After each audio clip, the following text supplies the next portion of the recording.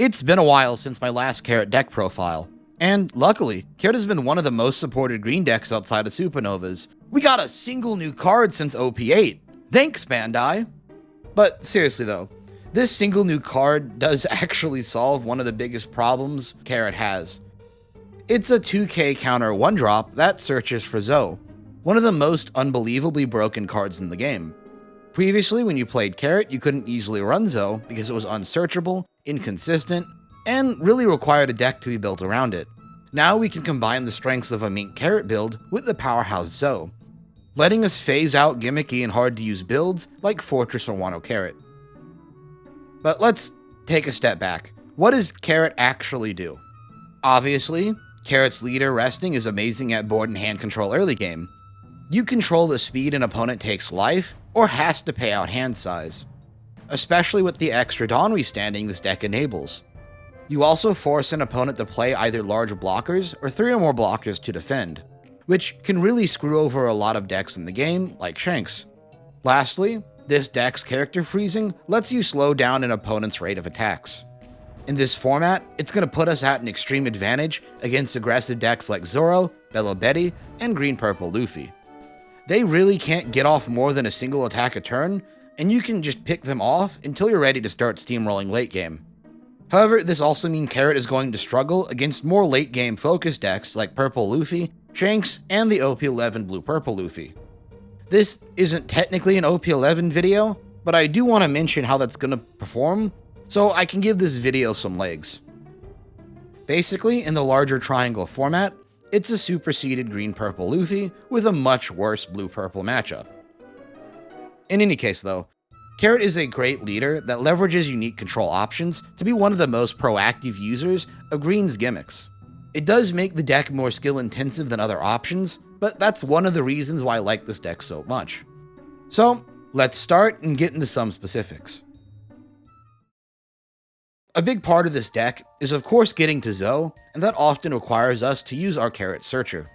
This is going to be a problem, because even at its best, the odds are bad, being only about 70% to hit a Zoe in hand or deck going first, and only about a 77% chance going second and taking life. Immediately, this is going to tell us two things about how this deck likes to play. You want to go second, unless you have to take away first curve, like against Shanks, and second, you need to have a plan for not seeing Zoe, or some gimmicks to improve those odds. Luckily, through a bit of probability manipulation, we can increase our odds slightly. Pretty simple, it basically boils down to activating as many Wanda searchers as possible. Here's an example. Going first, assuming we don't search with Wanda, it's the before mentioned 70% chance. But if we activate Wanda, check 5 and don't see any Zoe, the odds of hitting with Carrot jump up to about 5%. If you activate 2 Wandas, 10%. Pretty obvious stuff, but it's important because the odds of seeing Zoe from Wanda and Carrot are not equal. Carrot is a 50-50 and Wanda is a 40-60. The odds increase more often than they would drop, which is only about 4% if you see a Zoe from Wanda. And really, the worst case scenario of seeing 2 or more Zoe from Wanda does also tell you information. It means you don't drop the Carrot and keep a 2k counter in hand. So, in any case, you're just going to want to drop as many Wandas as possible and take the information. It's a bit weird, honestly, but remember, cards stuck in deck are cards you don't have. This brings us to Zoe and the You Can Be My Samurai package. Zoe restands a Dawn and restands a Mink at the end of turn. It can be simply used for free attacks with blockers like Pedro or higher power swings. But it really has absurd synergy with a card like You Can Be My Samurai, which lets you rest 2 units to draw 2 cards for 1 Dawn. Between Carrot, Wanda, and your on-turn play, it's a free +1. You can use this to spiral value, or at worst as a consistency piece to thin your deck and make some of the more iffy ratios a lot better. In testing games, it's almost always a plus to use. Really, I find myself weaving it into my regular turn combos and my regular curves, based on how many extra Dawn I have up. Manipulating extra Dawn is a big part of this deck, as it lets you ramp ahead with your cheaper options early game. The golden scenario with You Can Be My Samurai is to play 10-drop Doflamingo, then use Zoe plus You Could Be My Samurai to draw additional cards. It is one of the best plays in the game flat out, and it will just beat most decks if you can set up for it. Now, some more info about Carrot Searcher. It's important to remember that it's going to let you use Zoe without affecting curve. On your 3 Dawn turn, you can Carrot, play Zoe, then play a Bartolomeo blocker or Tashigi, and not lose curve. This is going to be gigantic in a lot of matchups. You can even drop a Pedro going second. Compared to another green option like Bonnie, you're using that mediocre early game a lot more aggressively. It should just be a huge tempo push that, when leveraged correctly, can force the control of a game away from an opponent's better deck. Zoe also has amazing synergy with the Milky 2k counter. It rests itself to restand the Dawn, and since Zoe restands Milky, this effect is effectively free, and it'll speed up your curve to an absurd place. A 5 and 3 drop at 6 Dawn, 2 5 drops at 8 Dawn, it's generally a lot for most decks to handle. And you can do weird plays like Hody Jones and Electric Luna a turn early without being punished. And remember, if that's not cool enough, you also have Smoker for a potential 3 extra Dawn. The last thing I'd like to say about Zoe is that it's a brick in hand, and this deck will find every possible brick, so I included the outlet of Bartolomeo blocker. It's very easy to use with leader skill, and it makes more iffy ratios a lot better. Consistency is just really important in this deck. Really, with how this deck is built, you're practically playing only like a 43 card deck. Pretty crazy. 0 drop event is also a solid choice you could consider, but I find the 3 cost blocker does better in this format, and specifically into our curve. So once we're out of the early game, what does our mid game actually look like? That's where our 5 drops come into play: Carrot, Bonnie, and Smoker. In this format, Carrot is our best option, being a stun on play and on attack for 7 cost or lower. It gives valid targets for Blackbeard, almost all aggro decks, and even for green-purple Luffy under stage. 7 is just a really relevant number this format for messing with an opponent, and 5 is just relevant enough for a lot of our opponents to have to waste a card to remove it. Our second option is Jewelry Bonnie, which is either key or unplayable depending on the matchup. It can stun any unit, which is going to matter against top-end decks, but more importantly, it can make an opponent miss curve. Going first against Shanks, it stops their 8 or 10 drop. Against yellow and black, it stops their variety of top-end. And in a very perfect, but realistically unlikely scenario, it can stop blue-purple Luffy from playing a 9 drop, or probably just stop the Gum Gum Giant, which is still relevant. In EB02 format, the best decks don't lose that much from it, so I really only run it at 2. In OP11, I recommend bumping it up to 3 or 4 copies. Lastly, we have Smoker. Smoker provides a 7k body and banish, which is useful for eating cards from the opponent's hand or playing board control. It's a large enough body to where it's defensible when rested, and several removal effects. Much more interesting, it's also a free Dawn restand. Combo that with Zoe and Milky, and we have 3 extra Dawn a turn. I did already talk about this as board ramping, but on Smoker specifically, it's just really good at killing from absurd positions, making it a very useful option. I just find hard to justify playing it against most decks over Carrot on curve.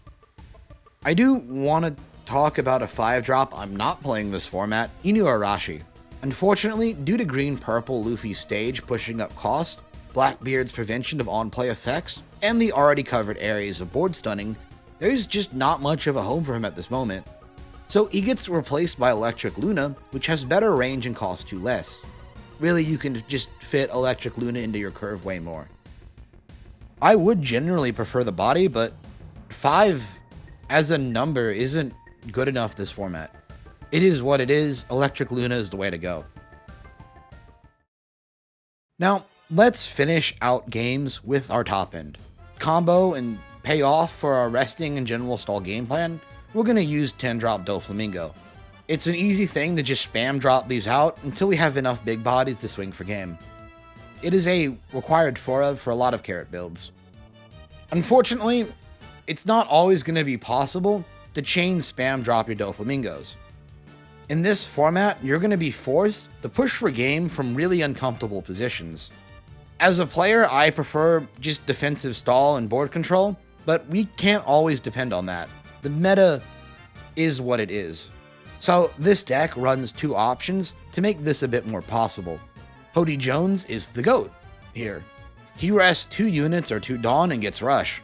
He stops counter events like Gum Gum Giant and Divine Departure, and he just has the funniest interactions with Blackbeard. Hody Jones rests the few blockers we couldn't actually deal with, combos with extra Dawn from Zoe and Milky, and you just end up with serious pushes for game. A thing about playing green is that you gotta understand that your cards have very limited places where you can drop them, and you have to understand, or better yet force, when you can do so. Hody's cost of losing 1 life is rough, and it's gonna limit when you can actually drop him. You either have to be ahead on curve, or when we absolutely need to force out a game. If you can use your aggressive Dawn restanding and board spam to set up for an early Hody play, that's very good.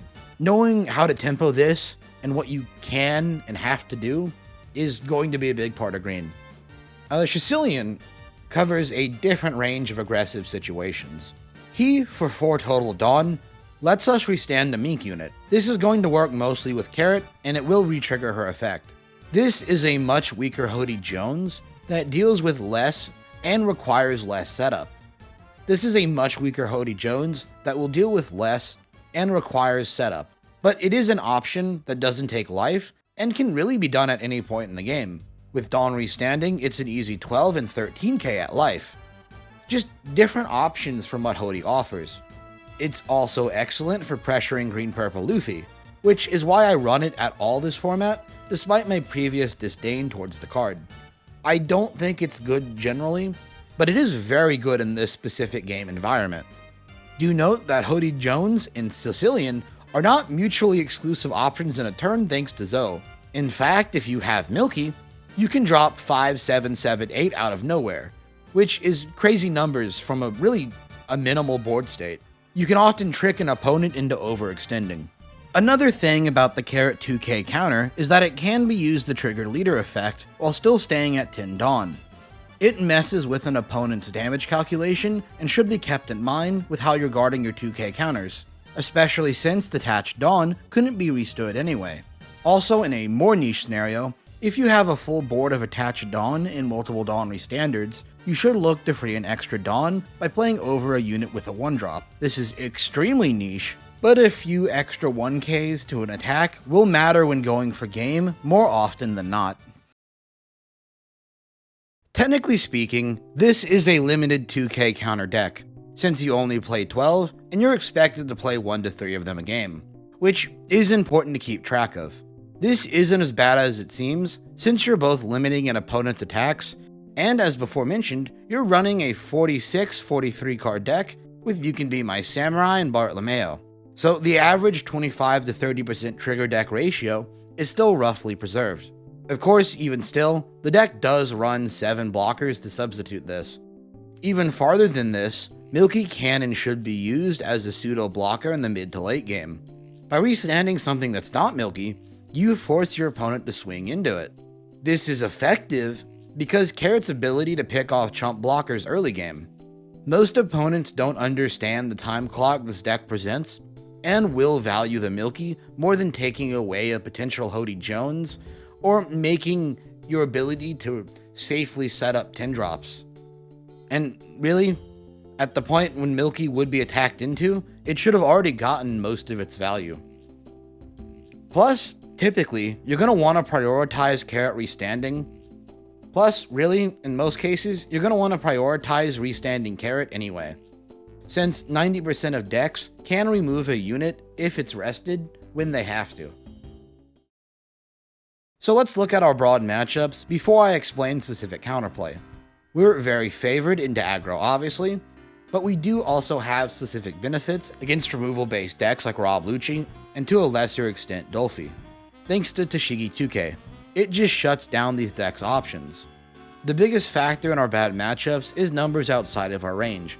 Anything higher than a 7 cost might as well be invulnerable outside of Dolphy. Honestly, I think it's bad game design on Bandai's part to make a deck that's so matchup dependent and then never really supported outside of a single card, but we make do with what we have. Oh, one thing I should mention, I and a lot of other Carrot players have had a lot of success against Shanks this format. Personally, I think it's about an 80% win rate from games I've played, but I think this is a false win rate, and if the Shank player chooses to understand the matchup, it should technically be slightly favored for them, but you can catch Shanks players off guard a lot. Okay, so green-purple Luffy is going to be a ridiculously skill-intensive matchup. A good Luffy player can win, even if it is favored for Carrot overall. Here's a few of the key takeaways. The goal is going to be to limit Luffy to one successful attack a turn, then spam 10 drops to shut down any plays, and easily push for game with a Hody Sicilian before the opponent breaks through. Green-purple Luffy does have to play their stage early. If they don't, it's going to be an automatic loss, because they can't get attack value off of Sanji and Searcher Zoro. Even tech options like Luffy Taro are going to be useless if they do not have stage. You're going to want to prioritize restanding Carrot off of Zo. They can always out Carrot if unrested, but they struggle to deal with it if unrested. This is going to basically dodge everything outside of Utsuhachi, which, good if they're going to waste that. Do leave rested Milky and Pedro over it, since they're really still valuable when they're rested.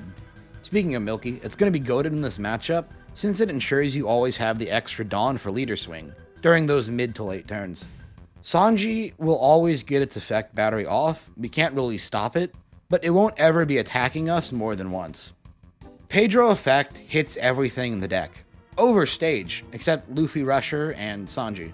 It's going to be worth trading if they ever expose those two cards, or if they ever would otherwise fill a board. Same with Electric Luna and 5-drop Carrot effect more broadly.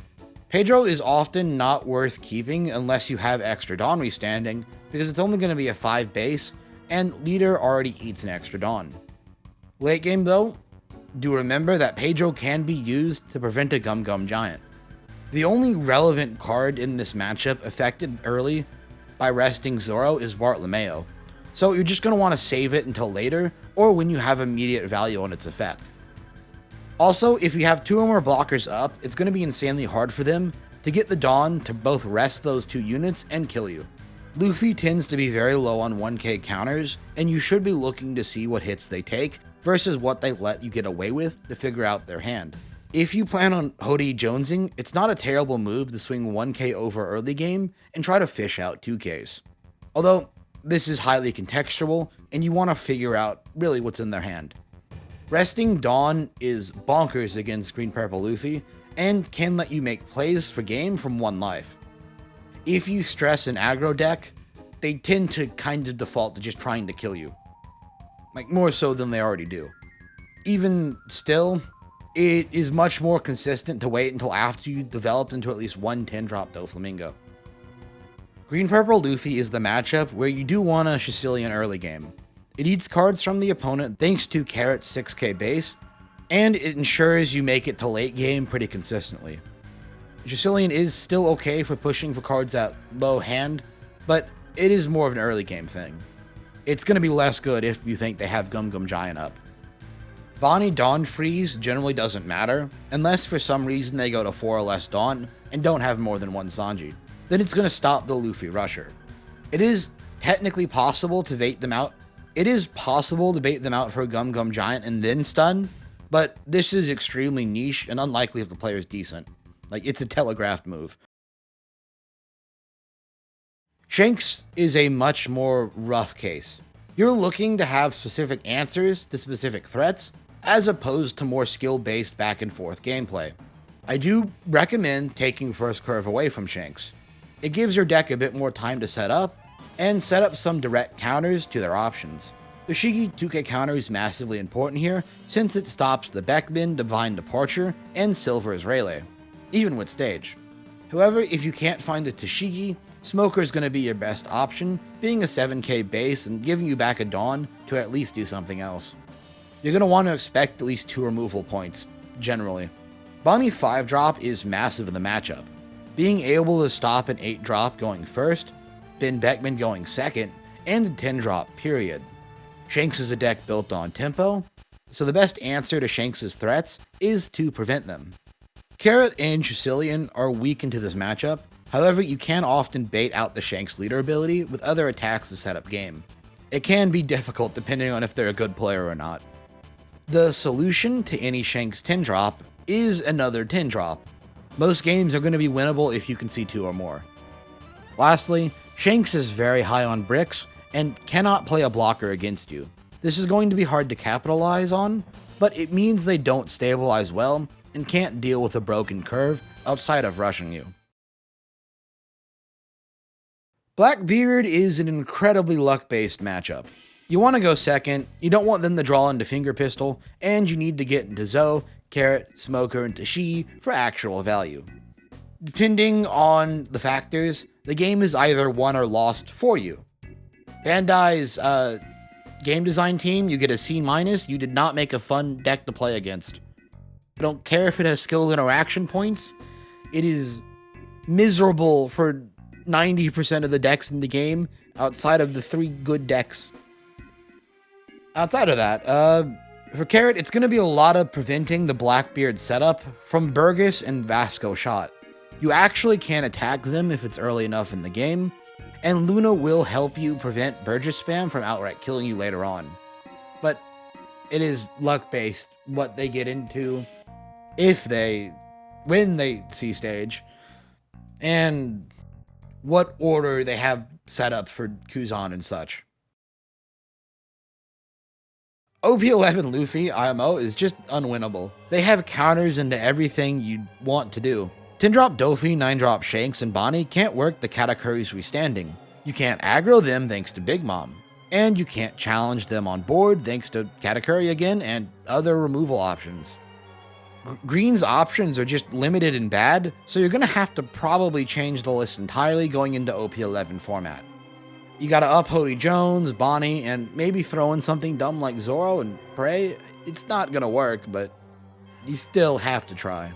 Real talk though, something is getting hit before or around when this comes to America thanks to the merged ban list. Or maybe the starter decks. We can hope.